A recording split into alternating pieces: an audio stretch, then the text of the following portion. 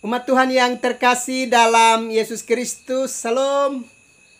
Jumpa lagi pada malam ini 9 Juni 2022. Kita sudah menerima malam pemberian Tuhan. Dan sebelum kita beristirahat malam, baiklah kita menyatakan syukur kita kepada Tuhan dan mendengarkan kebenaran firman-Nya. Mari kita berdoa. Tuhan Yesus, kami membutuhkan firman-Mu. Datanglah dan memberkati kami. Demi Yesus Kristus yang adalah firman yang hidup itu, kami berdoa.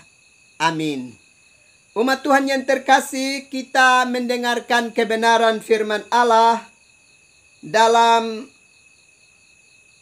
Surat 3 Yohanes pasalnya yang pertama, ayatnya yang pertama sampai dengan ayatnya yang ke-15. Dan saya akan membacakan ayatnya yang keempat bagi kita sekalian. Beginilah bunyi firman Allah. Bagiku tidak ada sukacita yang lebih besar daripada mendengar bahwa anak-anakku hidup dalam kebenaran. Bapak, Ibu, saudara-saudara yang terkasih di dalam Yesus Kristus. Kita menyadari dengan sungguh bahwa di dalam kehidupan bersama, maka orang-orang yang hidup bersama itu ada yang akan memiliki perilaku yang berkenan, tetapi ada pula yang akan memiliki perilaku yang kurang berkenan. Dua kelompok manusia ini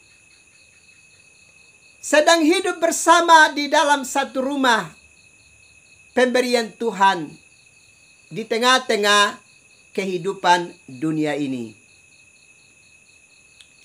Kalau kita belajar dalam 3 Yohanes pasal yang pertama, kita akan mendapatkan gambaran ini. Antara lain digambarkan dua pribadi, yakni Gaius dan Diotrephes. Gaius adalah seorang anggota gereja yang benar-benar menunjukkan komitmen imannya dan memelihara kehidupan yang berkenan di hadapan Tuhan dan juga di hadapan sesama umat manusia. Berbeda dengan Diotrephes, dia menunjukkan perilaku hidup yang berbeda dari Gaius, di mana dia menciptakan keonaran dalam persekutuan hidup bersama, sehingga tidak tercipta kedamaian di tengah-tengah persekutuan mereka sebagai satu keluarga yang hidup bersama di tempat dan di wilayah pemberian Tuhan bagi hidup mereka. Karena itu kalau kita belajar dari ayat yang keempat, dari 3 Yohanes pasal 1 ayat yang keempat dengan jelas dikatakan, bagiku tidak ada sukacita yang lebih besar daripada mendengar bahwa anak-anakku hidup dalam kebenaran. Di sini Rasul Yohanes memiliki sebuah kerinduan yang besar bahwa orang-orang yang hidup di dalam satu persekutuan bersama dalam gereja Tuhan sangat dirindukan bahwa mereka adalah anak-anak Tuhan yang akan mendatangkan sebuah sukacita karena mereka hidup di dalam kebenaran. Bapak, Ibu, saudara-saudara yang terkasih di dalam Yesus Kristus, kerinduan untuk menjumpai anak-anak yang hidup dalam kebenaran itu menjadi sebuah sukacita besar bagi setiap orang tua, bagi setiap kita yang hidup bersama di dalam satu komunitas yang Tuhan sediakan bagi kehidupan bersama. Kita akan mengalami kesedihan di dalam hidup ini manakala dalam kehidupan bersama sebagai satu keluarga ada yang memiliki perilaku hidup yang kurang berkenan, yang menciptakan keonaran, yang tidak mencintai suasana cinta kasih dan persaudaraan. Itu akan mendatangkan luka batin di tengah-tengah kehidupan bersama.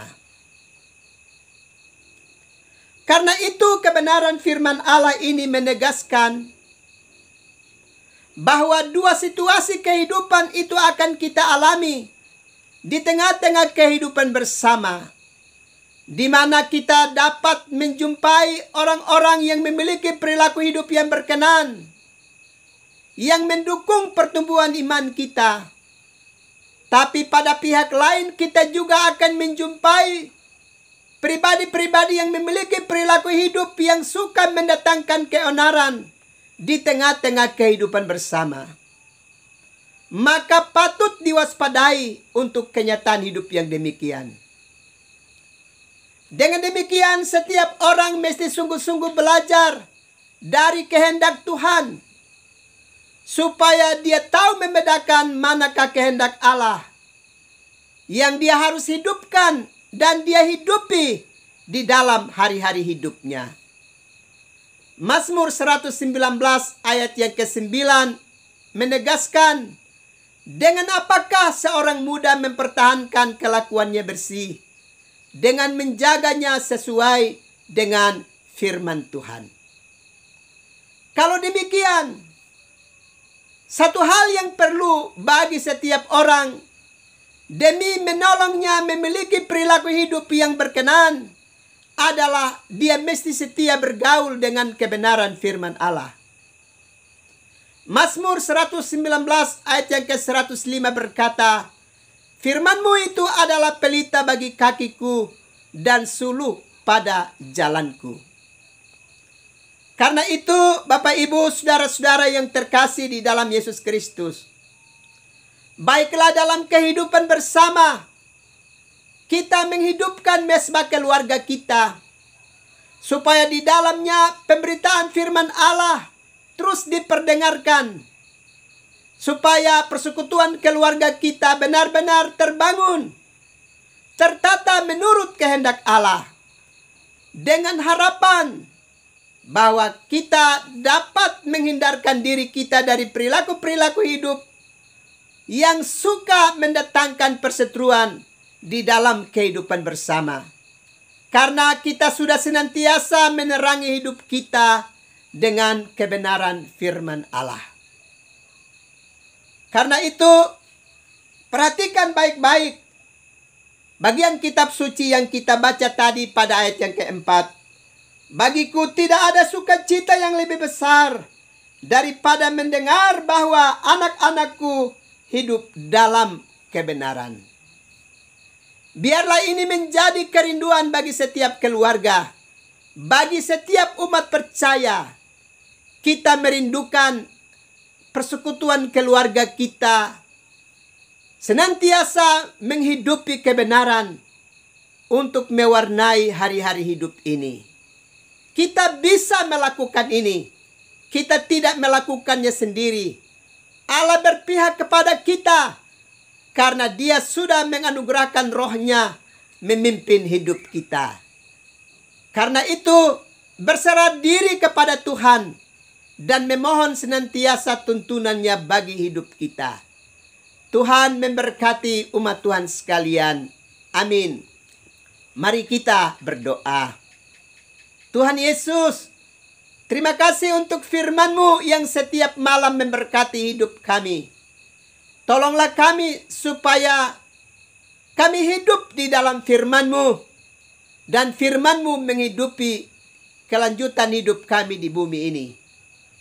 Malam ini hamba terus berdoa untuk umat-Mu yang tengah mengalami penderitaan sakit.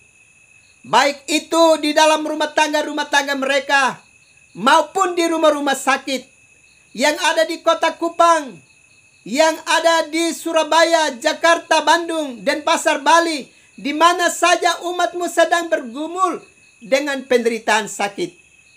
Ya Bapa, dengarlah jeritan umat-Mu, dan kalau Bapa berkenan, berikan kesembuhan kepada mereka. Dan ini kami minta kepadamu, biarlah jadi menurut kehendak-Mu, ya Bapa. Demikian juga umat-Mu yang ada dalam berbagai-bagai kesulitan hidup. Ya Bapa, tiliklah umat-Mu, dan bantulah umat-Mu, serta selamatkan hidup mereka. Terima kasih Tuhan. Malam sudah menjadi bahagian buat kami. Kami akan beristirahat. Karena itu datanglah dan berkati kami sekalian. Demi Yesus Kristus, Juru Selamat kami. Padamu kami berdoa dan bersyukur. Amin.